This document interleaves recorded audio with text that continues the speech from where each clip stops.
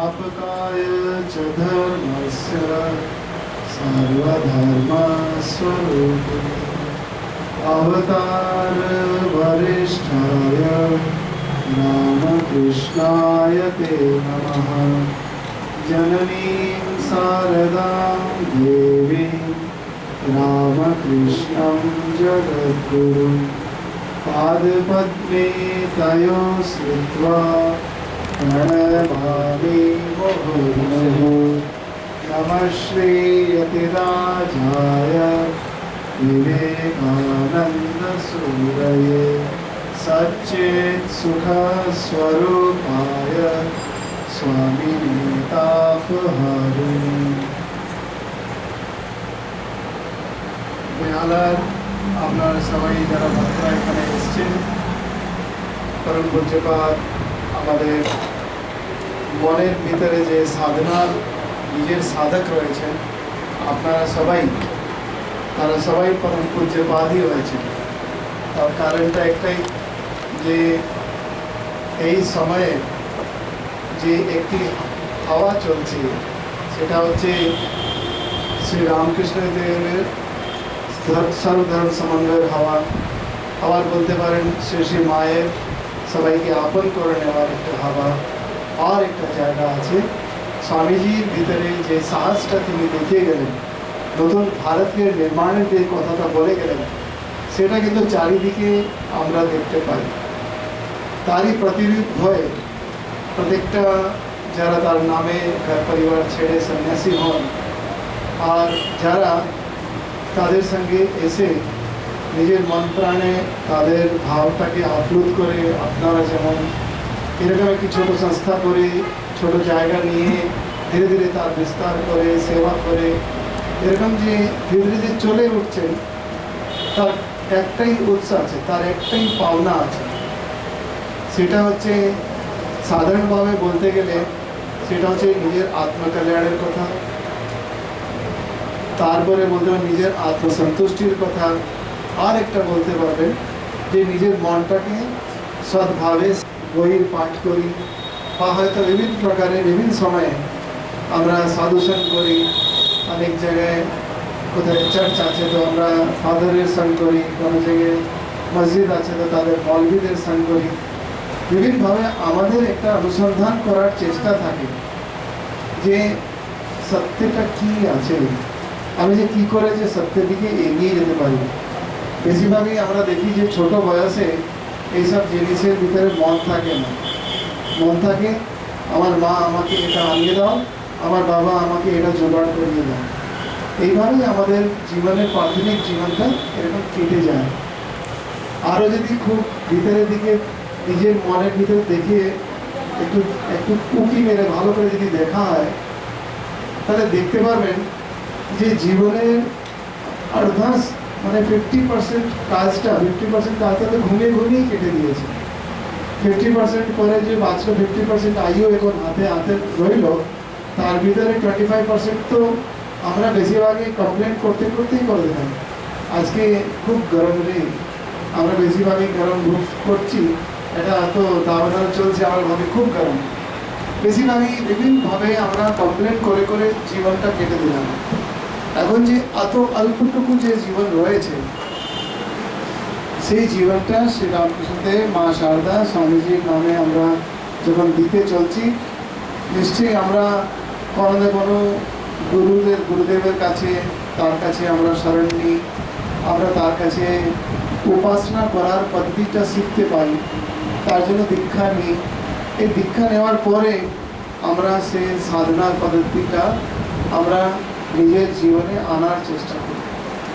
এখন সব জায়গায় এটা বলা যায় যে ভগবান থেকে বড় ভগবানের নাম, ভগবান থেকে বড় কি আছে? ভগবানের নাম। ভগবানের নাম যদি বলো, ভগবানের নাম এমন কীরকম যে হনুমানজি রামের নাম নিয়ে লঙ্কা পৌঁছে যাচ্ছে, আর রামকে যেতে গেলে কি করতে হচ্ছে? সেতু করতে হচ্ছে। কেন কি আমরা ভাবি যে আচ্ছা ঠিক আছে তাহলে হনুমানেরই নাম করি। আসল কথাটা কি হচ্ছে, ভগবান তো সবার, তিনি হয়তো যেমন বলছে না গাছে গাছে ডালে ডালে, তিনি হয় পাতে পাতে প্রত্যেকটা স্থানে। তাই উনি সবাইদের জন্য জায়গা করে দিয়েছেন, সবাইদের জন্য লঙ্কা পৌঁছার ব্যবস্থা করে দিয়েছেন। হনুমান কিন্তু যে ছলাং মারলো সেটা কিন্তু আমরা করতে পারবো না। ভগবান এই পথে গেছেন, এই রাস্তায় গেছেন, সেখানে সবাই যেতে পারে। কারা যেতে পারে? যাদেরকে আমরা এমন বলি আমরা মানব জাতি, আমরা খুব উন্নত হয়ে রয়েছি আমরা বলি, কিন্তু দেখো হনুমানরা, বন্দররা, রিচ, ভালু সব যেতে পারছে। তার মানেটা হচ্ছে আমরা আমাদের মনের ভিতরে আমাদের অনেক রূপটা লুকিয়ে রেখে মানুষের রূপ রেখেছি, তবেও ভগবানের নাম করলে কিন্তু আমি যাই হোক না কেন আমার ওই খারাপ থেকে খারাপ অবস্থা থেকেও ভগবান ওই জিনিসটাকে কাজে লাগিয়ে নেন আর বলেন যে আমাকে অনুসরণ করো, চলতে থাকো। ঠাকুর বলতেন যে আমি 16 আনা করেছি, তোমরা কত করবে? 1 আনা। তাই রাম কত কষ্ট করে কতজন বড় বড় মহাবীরকে লাগিয়ে লাগিয়ে এমন একটা কি নির্মাণ করলেন, ফুল বানিয়ে দিলেন, রাম সেতু তৈরি হয়ে গেল। এখন তিনি বলছেন আমি চলছি, তোমরা পিছনে পিছনে চলে আসো। আর রাম আমাদের লিডার হয়ে যেমন চলছেন, তেমন যে পাথরগুলো যার উপরে পার রাখা আছে তার উপরে লেখা আছে কি? রাম নাম, রাম লেখা আছে। তো নিচে হোক চাहे উপর হোক, চাहे এদিক হোক চাहे ওই দিক হোক, সব দিকে ভগবানের সৃষ্টি আমাদের চারিদিকে রয়েছে। তার মানেটা কি? আমরা নিজে যে পথে হাঁটছি সে আবার নিজের ভিতরে রাম ছাড়া তো আর কিছু নাই। এই ভাবটা যতক্ষণ মনে যতক্ষণ না জাগে ততক্ষণ কিন্তু যাত্রা করতে থাকতে হবে।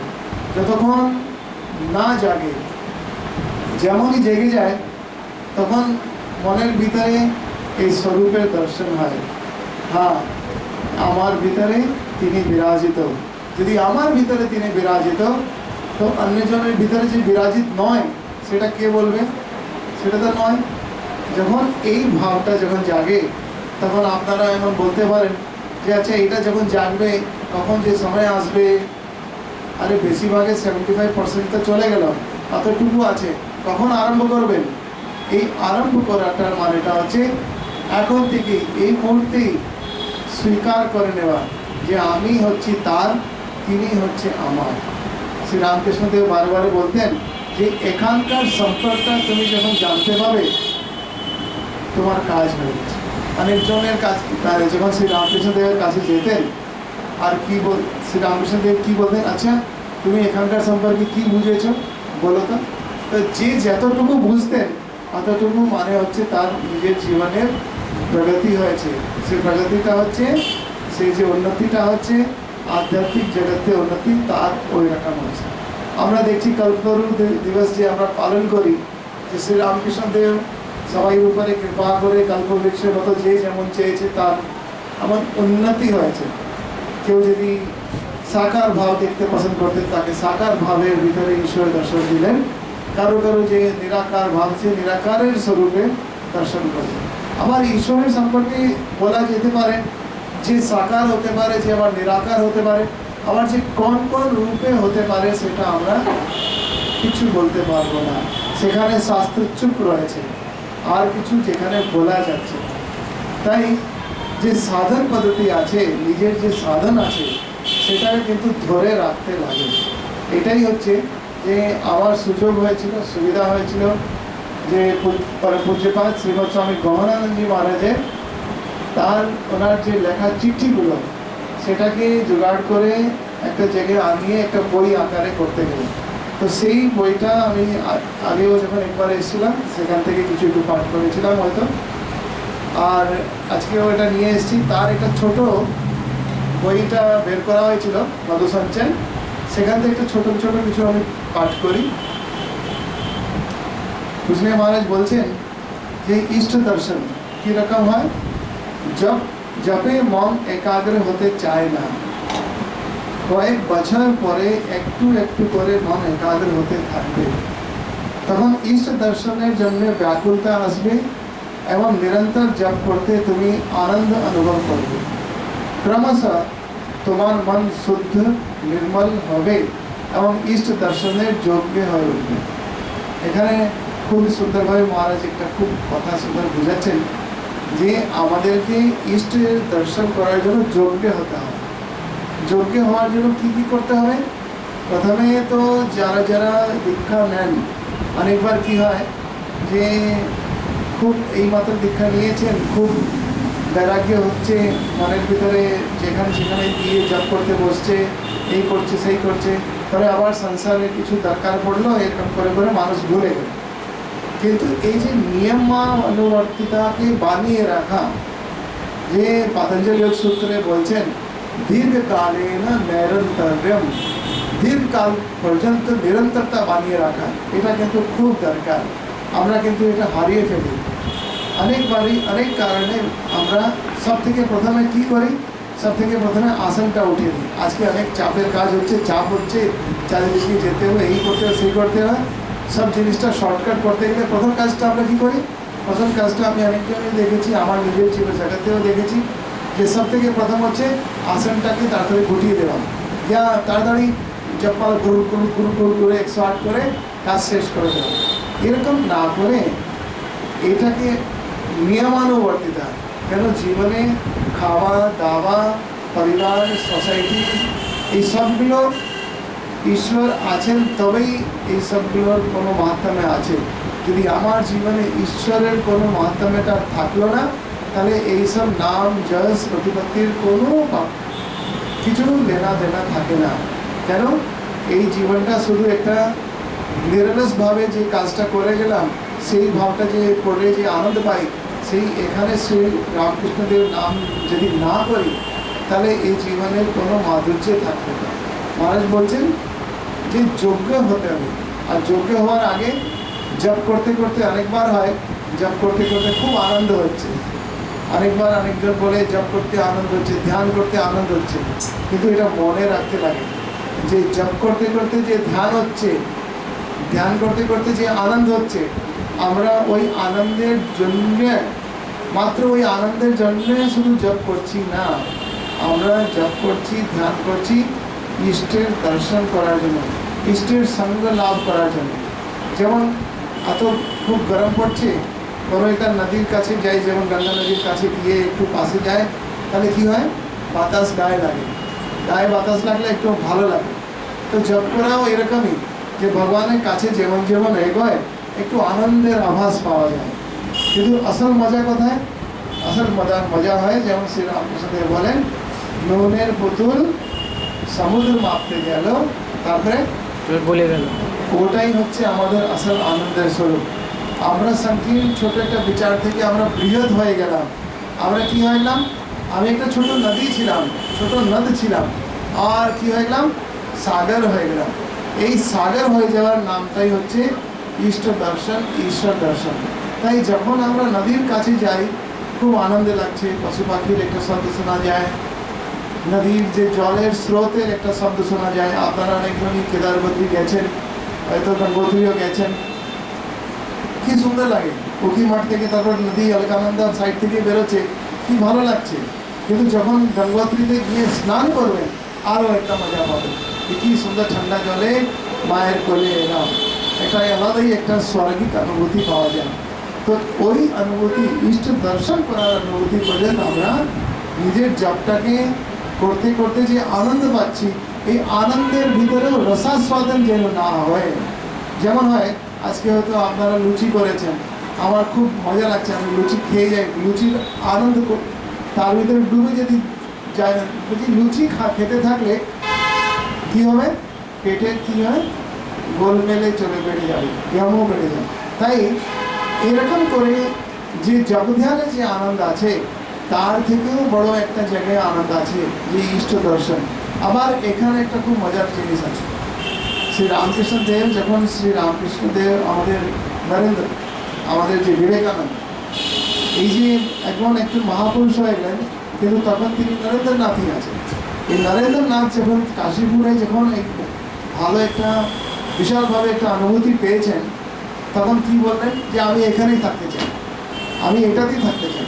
কেন, এটাতে খুব আনন্দ হচ্ছে, খুব মনটা ওখানে বসে গেছে, সমাধির আনন্দ। কেন, সমুদ্র হয়ে গেছে, নদী সমুদ্রের দিকে এগিয়ে ছুটে বেড়ায়। কেন, বলছে যে নদীরও আনন্দ হয়, নিজেকে বিলীন করে দেওয়া, নিজেকে পূর্ণ সমর্পণ করে দেওয়া। এই জায়গাতে সবাই যেমন যেতে চায়, কিন্তু শ্রীরামকৃষ্ণদেব তাকে একটু ভর্সনা করে একটু বকে চোখে কাজে লাগালেন। কেন? তার কাছে যে অমৃত পেলেন, তার যে অমৃতের সন্ধান পেলেন, সেটাকে কিন্তু সবাইদের কাছে নিয়ে যাওয়ার জন্য বলছেন। বনের বেদান্তটাকে ঘরে ঘরে ছাড়িয়ে দিলেন। বনের যে বেদান্ত, এই বেদান্তটা হচ্ছে যে তুমি আমি এক, অহম ব্রহ্মাস্মি, এই ভাবটা, সেটাকে ঘরে ঘরে আনিয়ে দেওয়া। কিভাবে আনিয়ে দেওয়া? যে জিনিসটা, এই শরীরটা, এই মন প্রাণ বুদ্ধিটা, এই মানব শরীরটা দেখছেন, এই মানব শরীর দ্বারা ঈশ্বরের দর্শন হতে পারে। তো আজকে যে মানব শরীরের দর্শন, এর ভিতরে যে ঈশ্বর দর্শন আমি করতে পারছি, তার মানে যারা যারা আছে, যাদের কাছে এই মানব শরীর রয়েছে, তারা কিন্তু সবাই দর্শন করতে পারবে। এটা কিন্তু শ্রী রামকৃষ্ণ দেবের ভিতরে এই ভাবের জন্যই স্বামী বিবেকানন্দ, তারপরে দেখবেন ওনার পুরো জীবনটা যখন আপনি দেখেন, কত যে কষ্টকর কাজটা করলেন, কিন্তু সব কাজ জন্য, নিজের জন্য একটাও জিনিস নেই, গুরুর আদেশ পালন করার জন্য তিনি কিন্তু এই যে নিজের উপলব্ধি, যে হ্যাঁ গুরু বলেছেন যে জীবের উপরে দয়া বলে তুমি কীটাণু কীট, তুমি জীবের উপরে দয়া করবে, জীবের হচ্ছে শুধুমাত্র সেবা। এই হচ্ছে জগতে ঘরে ঘরে যদি এই ভাবটা যদি সত্যি করে ঠিক লেগে যায়, সবাই মেনে নেন ইয়া বুঝে নেন। অনেকজন বলবে অনুভূতি হলো না, তো অনুভূতি না হলো, অনুভূতি না না না না করতে নাই থাকবে। আরে আরম্ভ করুক। অনুভূতি যদি নাই হয়ে থাকুক, তো আরম্ভ এইভাবে করুন যেমন কি অনুভূতি হয়েছে, যেমন কি আমি তাকে ঠিক করে ঈশ্বর মতোই সেবা করছি, এই ভাব থেকেই আরম্ভ করতে হবে। না হলে কখনো জীবনে অনুভূতি হবে না। কারণ আমরা বারবার বলি আমি অক্ষম, আমি তো পারি না। আর দেখেন শ্রী শ্রী মা ঠাকুরকে কি বললেন?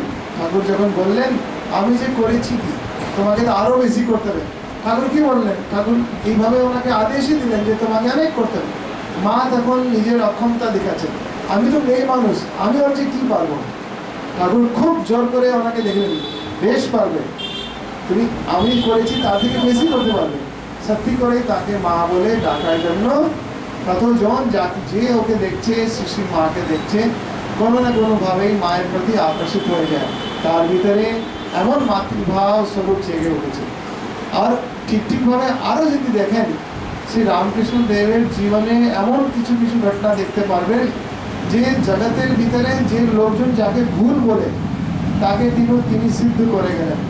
এখন এমন একটা দিন আসছে, এমন একটা সময় আসছে যেখানে দেখা যায় যাকে আমরা দেবতা বলে পূজা করি, যাকে দেবী দেবতা বলে অনেক ঘন্টা বাদ্যে যন্ত্র বলে পূজা করছি, তাদের মনেও কিন্তু মানুষের প্রতি শ্রদ্ধা আসে। কেন? এই মানুষরূপী শ্রী রামকৃষ্ণ দেব ছিলেন, এই মানুষরূপী শ্রী মা শারদা ছিল। এই দেবতাদেরও মনের ভিতরে এই ভাব আছে, কখন যে আমি মানুষ হয়ে তার উপাসনা করব, কখন যে আমি মানুষ হয়ে তার চিন্তা করব, তার লীলা চিন্তন করব। এই সক্ষমতা, এই যে পাওয়ারটা মানুষ শরীরের ভিতরেই আছে, যেটা দেবী দেবতার ভিতরেও নয়। আমরা অনেকবারই বলি দেবী দেবতা রুষ্ট হয়ে যাবে, পিতৃপুরুষ রুষ্ট হয়ে যাবে, তারা কিন্তু রুষ্টি হয়ে সেটাই দেখান। কিন্তু যখন আনন্দে হয় কীরকম, যখন তারাও ওই ঈশ্বরের অনুভূতি করতে পারেন, এটা হচ্ছে ভাব। এই যে জিনিসটা, যে জগতের ভিতরে যা আছে সেটাকে উল্টো করে দেখিয়ে দিলেন যে তোমরা যা ভাবছো সেটা নয়, একদম পলিটিক হয়ে যাচ্ছে। It is not god man, it is man god. তার মানে প্রত্যেক মানুষ যে মানুষ আছে সে গড হতে পারে। তার মানেটা এটা না, গডনেস এটা একটা উঁচু জিনিসটা পদ নয়, মানুষ হওয়াটা সব থেকে উঁচু জিনিস।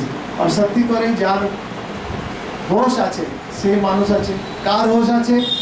যার কাছে প্রাপ্তি আছে। কি প্রাপ্তের প্রাপ্তি? যে আমি এই শরীর নয়, মন নয়, বুদ্ধি নেই, অহংকার নয়, এই 24 তত্ত্ব নেই। এইভাবে আমাদের শাস্ত্রগুলো এগিয়ে এগিয়ে ইতিবাচক বা নীতি বাচনার ভিতরে আমাদের স্বরূপের জ্ঞান করে দিচ্ছে। আর তার জন্য আমাদেরকে যোগ্য হতে হবে। আচ্ছা, অনেকটা সময় হয়েছে, যখনই লাগে একটু আঙুল তুলে দেবেন, ঠিক আছে?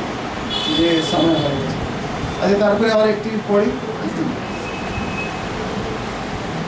একটা আমার ঘটনা কেউ লিখেছে চিঠিতে, বলছেন যাকে তুমি বলো নিজেকে দুই পাথরের জাতাকলের মাঝে ভাঙা ও পিষ্ট হওয়া, আমি তো তাকে শ্রী শ্রী ঠাকুরের তোমার প্রতি বরদান বলে মনে করি। এত সংসারের এটাতে সংসারের অসারতার প্রতি তোমার জ্ঞান দৃঢ় হয়ে যাবে, কিন্তু এখনো তোমার অনেক পথ চলা বাকি। আমাদের এই কথাটা কিন্তু আমরা বেশিরভাগই মায়েদের কাছেই শুনি, যে আমার জীবনটা তো বেশিরভাগই দুটো পাথরের মাঝখানে যে চাকরি হয় তার মাঝখানে যেমন পিসার মতো হয়ে গেছে। শ্রী শ্রী রামকৃষ্ণ দেব বলছেন যে তুমি যখন কাজ করবে দুই হাত দিয়ে কাজ করছো, যেমনই কাজ শেষ হলো এক হাত দিয়ে ভগবানের ধরে নিলে। তার মানেটা হচ্ছে এই কাজের মাঝখানেও তুমি ভগবানের নাম করতে পারো, ভগবানের ধ্যান করতে পারো, লীলা ধ্যান করতে পারো। কীভাবে? এখানে তিনি লিখছেন, শ্রীমৎ স্বামী গৌরাঙ্গী মহারাজ তিনি বলছেন, এতে সংসারের অসারতা তার প্রতি তোমার জ্ঞান দৃঢ় হবে। এই সংসার আসার আছে, এই জিনিসটা আমাদের মনে আসে না কেন? সত্যি করেই একটা শ্লোক খুবই সুন্দর আছে, মেশাজি মহারাজ মাঝে মাঝেই এটা লিখতেন। সেটা হচ্ছে, অহন্যনি ভূতানি গচ্ছন্তি যম মন্দিরম শেষঃ স্থাবরম ইচ্ছন্তি কিম আশ্চর্যম অতএব পরম। বলছে রাত আর দিন আমরা চারিদিকে দেখছি যমপুরীতে কেউ না কেউ চলে যাচ্ছে, তবে আমি বেঁচে থাকবো সেই ভাবনাই সবাইদের ভিতরে আছে, আর এইভাবেই জগৎ চলে যাচ্ছে। কেউ এটা ভাবছে না যে ফুল স্টপ কখন এই জীবনে শরীরেরও আসবে। তাই সংসার আসার আছে, সেটা যদি বোঝা যায় তাহলে অমরতার দিকে আমরা সঙ্গে সঙ্গে দৌড় দেব। যেমনই দেখছি যে সংসার আসার আছে, সঙ্গে সঙ্গে আমরা কি করি, নিজের বাঁচার জন্য ব্যবস্থা খুঁজে বেড়াই। এই ব্যবস্থা খুঁজে বেড়ানোর নাম হচ্ছে সত্যের সন্ধান করা। এই আসার বস্তুর জীবনটা জানা রইল। এই সংসারের ভিতরে দুটো কলের মাঝখানে যেমন পিছিয়ে যাচ্ছি, আটা গুঁড়ো হয়ে যাচ্ছি, এটা যখন জেনেই নিয়েছে, এখন যখন বলতেই থাকছেন, তবে মানেটা হচ্ছে জ্ঞান তো হয়েছে, এই জ্ঞানটাকে কাজে লাগাতে হবে। জ্ঞানটাকে কীভাবে কাজে লাগাতে হয়? যে হ্যাঁ, এই সংসারের যা কিছু আছে টিকবে না। সরতি ইতি সংসার, সংসার মানে আমার হাত থেকে সরকে যাচ্ছে। আমার 50 বছর বয়স হয়ে গেছে, আমার হাত থেকে 50 বছর কিন্তু আমার ব্যাংক ব্যালেন্স থেকে মাইনাস হয়ে গেছে।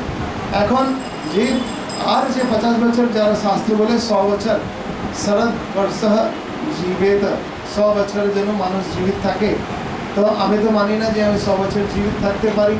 যদি হয়তো ঠিক আছে, ভগবানের ইচ্ছা, না হলে আমি মানতে পারি যে হয়তো 60 বা 70। তারপরে তো বলে না 60 গেছে, মানুষের মাথা বাচ্চা মতো হয়ে যায়, ভুলেই যাবো যে কোথায় কি খেতে হবে, কোথায় কি রকম যেতে হবে। তাই এই যতটুকু আমাদের মনের ভিতরে সংসারের আসারটা বোঝা রইল, তার মানে এখন সাধনার ঠিক সময়ে যা কিছু কাজ করছে তার মাঝখানেই ভগবানের নাম জপ যেমন করতে থাকি। আচ্ছা, একটা আর খুব সুন্দর জায়গাতে একটা পাঠ করছি। তিনি লিখছেন যে তুমি জীবন ত্যাগ করবার কথা লিখেছ। হয়তো কেউ লিখেছে আত্মহত্যা করে নেব, আমি এমন কষ্টে আছি, অমুক অমুক জিনিসটা। তুমি জীবন ত্যাগ করবার কথা লিখেছ, কিন্তু এটা এত সহজ নয়। বলছে যে তোমার কর্ম তোমাকে বারবার সেই পরিস্থিতিতে নিয়ে আসবে, যে পরিস্থিতি তুমি বর্তমানে ভোগ করছো। যতক্ষণ পর্যন্ত তুমি তোমার পরিস্থিতির সম্মুখীন হওয়ার জন্য তৈরি, ততক্ষণ তোমাকে বারবার জন্ম নিতেই হবে। তুমি ভাবতে পারো যে আত্মহত্যা করলে তুমি ছুটি পাবে, কিন্তু আত্মহত্যার পরে তুমি যে জীবন লাভ করবে, সেই জীবনের কষ্টের সঙ্গে এই কষ্টও জুড়ে যাবে। সুতরাং আত্মহত্যা কখনো কারোর জন্য জীবনের সমস্যাগুলোর সমাধান নয়। এটা কিন্তু খুবই দুর্দান্ত একটা চিঠি। আর বেশিরভাগই যখন মানুষ চারিদিকে অন্ধকার দেখে হার মেনে নেয়, আসল কথাটা হচ্ছে নিজের সঙ্গেই হার মেনে নেওয়া, যে আর আমি পারবো না, আর কিছুই করতে পারবো না। আমাদের কাছে তো অনেকজনই আসে, এত কান্না কান্নানের মোটা কত যে বানায়, বাবারে সত্যি করে যদি দেখা যায় যে এই যে কান্না চন্দনের জায়গা যখন ভগবান আমাদেরকে ফেলে, তখন ঠিকভাবেই জানা যাচ্ছে যে এই সংসারকে আমি আসার মানছি না বলেই এটা পিসা হচ্ছে। যখনই আমি ভাবছি যে আমার হাত থেকে এটা সরে যাচ্ছে, কিছু জিনিসটা চলে যাচ্ছে, বা হয়তো আমার যে জিনিসটা পাওয়া সেটা পাচ্ছি না, তার মানেটা হচ্ছে এই আসার বস্তুর পিছনে ছুটতে ছুটতে তাকেই সার মেনে নিলাম বলেই আমার কান্না পাচ্ছে। তাকেই আমি ভেবে নিলাম যে এটাই আমার পাওনা ছিল, কিন্তু সার বস্তু তো ঈশ্বর ছাড়া কিছু নেই। সংসারের প্রত্যেকটা জিনিস যেখানেই আমার মন যাবে সেটা কিন্তু আমাকে কষ্ট দেবেই দেবে। শ্রীরামকৃষ্ণ দেবের একটা খুব ভালো কথাবলিতে আমি একটা জায়গায় পড়লাম, তিনি বলছেন একজনকে জিজ্ঞেস করছে যে তুমি এদিকে মুখ করে বসছো কেন। বলছেন যে কোনো জিনিসকে দেখে আবার যেমন দুবারা দেখার ইচ্ছা হয়, তার মানে ওখানে মায়া চলেছে। তার মানেটা হচ্ছে ওখানে একটা কিছু একটু আসার বস্তুর প্রতি প্রাণ চলেছে। এটা কিন্তু সাধকদের দৃষ্টি হিসাবে আমরা দেখতেই পারি। আর এই সবের মাঝখানে যখন থাকতে হয় তখন ঠিকভাবে এটা ধরে রাখতে হবে যে আমি অনেক আসার বস্তুর ভিতরে সার বস্তু পেয়ে নিয়েছি, গুরু দ্বারা প্রদত্ত নাম পেয়ে গেছি। এই নামটার দ্বারা আমার নাম করে, যেমন আমরা অনেকবারই দেখি গীতাতে একটা বলা হয় কর্মণ্যেবাধিকারস্তে মা ফলেষু কদাচন। বলছে তোমার একটা জিনিসে অধিকার রয়েছে, সে অধিকারটি কি হচ্ছে? কর্ম করার অধিকার। শ্রীরামকৃষ্ণদেব বলছেন জপ করা, তপ করা, সাধনা করা, এইসবগুলো কর্ম আছে, এইগুলো কর্ম করতে লাগে। তো এই যে কর্মটা আছে, এই কর্মের প্রতি আমার অধিকার। আর আমরা ভগবানের যে সিদ্ধ মন্ত্রটা পাই, শ্রীরামকৃষ্ণদেবের সিদ্ধ মন্ত্রটা পাই, আর শ্রীরামকৃষ্ণদেব আর আমাদের ভিতরে বেশি দূরই নয়, কত মাত্র বছর কেটেছে। তিনি বলেছেন যে তিনি শ্রীযুক্ত নরেন্দ্রনাথ স্বামী বিবেকানন্দকে বলেছেন তুমি আমাকে কান্ধায় রেখে যেখানে গিয়ে বসাবে আমি সেখানে থাকবো। তো যুগে যুগে তিনি ওখানে থাকবেন, যতক্ষণ পেরুমঠ আছে তিনি তো থাকবেনই। গঙ্গা নদী বইছেন, খুব সুন্দর একটি স্থান, সেখানে তিনি আছেন, যুগ যুগান্তরের জন্য তিনি আছেন। আর যখন তিনি আছেন তো আমাদের কাজটা কিন্তু সেরে নিতে হবে। সেই কাজটা কি হচ্ছে? তাড়াতাড়ি এই জপের সংখ্যাটাকে বাড়িয়ে নিতে হবে। ঈশ্বরের নামের জপ করাতে আনন্দ আছে, কিন্তু আনন্দের ভিতরে ফেসে যেতে হবে না। কেন? গঙ্গায় ডুব দিয়ে জীবনের যে কষ্ট জ্বালা আছে সেটা দিয়ে মনটা শীতল করতে হবে, গাটা শীতল করতে হবে। খুব ভালো আনন্দে ওই মনটাকে পুণ্যময় নদীতে গিয়ে পুণ্যবান পবিত্র করে নিতে হবে। তাই ইষ্ট দর্শনের যে ইচ্ছা যাদের ভিতরে হয়েছে তার নিশ্চিতভাবেই এটা মানতে হবে যে তাদের উপরে ঈশ্বরের অশেষ কৃপা রয়েছে। তাই ঠিক আছে, তো এখানে এই যে আজকে যে পাঠ করলাম এটা কিন্তু খুব বিশেষভাবে একটা বিশ্লেষণযোগ্য ছিল, যেখানে হচ্ছে যে মহারাজ তাকে লিখছেন যে জীবন ত্যাগ করে দেওয়া কিন্তু এটা কিন্তু সহজও নয়, প্রথম কথা। সেকেন্ড হচ্ছে যে যেখানে আমরা কোনো পরিস্থিতি থেকে পালিয়ে যাওয়ার চেষ্টা করি আবার কিন্তু সেই পরিস্থিতিতে আবার আসতে হয়। যেমন দেখেন স্কুলের ভিতরে যে নিয়মটা থাকে, যদি আমি ক্লাস 5-এ ফেল হয়ে গেলাম আবার ক্লাস 6-এ উঠতে পারবো না। কেন? 5টা কিন্তু আমাকে পার করতেই হবে, মানে হবে। তো এই ভাবটা মনে রাখবেন, যে পরিস্থিতিতে আজকে আমি আছি আমাকে ভগবান যে যাকে যাকে নিজের রূপটা দিয়েছেন, হয়তো মায়ের ভাবে দিয়েছেন, হয়তো শাশুড়ি ভাবে দিয়েছেন, হয়তো স্বামী ভাবে দিয়েছেন, সন্তান ভাবে দিয়েছেন, তিনি এই রূপে আমার সঙ্গে অনেকভাবে খেলা করছেন। কখনো তিনি আমাকে আঘাত দেন, তখন তিনি আমাকে সুখ দেন। এই যে সুখ আর দুঃখ দোনো জিনিসটাই কিন্তু আসার আছে।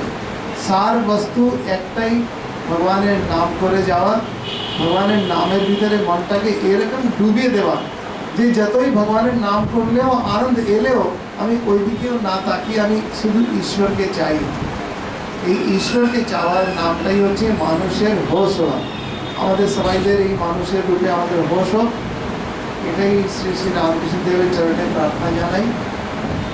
আর সবাইকে ধন্যবাদ যে আপনারা এত দেরি হয়েও আমি তো তাড়াতাড়ি এলাম, কিন্তু আপনারাই ভাবছেন যে অনেক দেরি হয়ে গেল। প্রত্যেকটা জিনিস তো নিজের সময় অনুসারে হয়। তাই আমি আমাদের যে মা যে ফোন করেছিলেন মীরাদি, তাকে নমস্তে প্রণাম জানাই। আমাদের দাদা যিনি যে আমাকে এসকর্ট করে নিয়ে এলেন, সুভাষিস দা, খুব তাড়াগুলো করে তিনি নিজে, আজকাল আধুনিক জামানার লোক নাই যে উবের টুবের সঙ্গে সঙ্গে বুক করে, কিন্তু বেচারা আমার সঙ্গে কেমন করে একদম মনটা কেমন করে বসে রাখলেন যে যেমনই হোক আমরা পৌঁছে গেলেই হলো। আজকে পূজনীয় মুমুক্ষানন্দজি মহারাজের উপর একটা মিটিং ছিল, সেখানেও আমরা খুবই সুন্দরভাবে জগন্নাথের উপরে কথাবার্তা শুনলাম। আর আপনারা যদি কখনো ওই ভিডিও দেখতে পান তো দেখতে পাবেন যে জগন্নাথের যে যাত্রা, শ্রী শ্রী মা যখন জগন্নাথের দর্শন করলেন, তিনি তার ভিতরে শিবকে দেখলেন। আরও অনেকবার আছে যে জগন্নাথের দর্শন করে অনেকজন বুদ্ধের রূপটাকে অনুভব করেছেন। আরও অনেকবার আছে যে জগন্নাথের দর্শন করে কেউ বিষ্ণু রূপটা দর্শন করেছেন। আরও আবার আছে মাস্টার মাসের, আপনি কথা যদি ভাবেন, মাস্টার মাসে যখন গেছেন তখন দেখেন অনেকগুলো টাকা চাইলে যে টাকাটা রোজগার ছেড়ে দেবে আর আলিঙ্গন করে নেবেন। তেমনই এখন একটা সাধু গেলেন, তিনি দেখলেন যে আলিঙ্গন করেছেন, দেখছেন নিরাকার, কিছুই নেই। তো জগন্নাথের যে স্বরূপটা, তেমনই শ্রী শ্রী রামকৃষ্ণদেব বলতেন এই শরীরটা ওখানে থেকে এসেছে, তিনি আমাদের জগন্নাথ, তিনি আমাদের গুরু। আর যারা তাদের নাম পেয়েছেন তাদের কিন্তু জীবন ধন্য হয়েছে।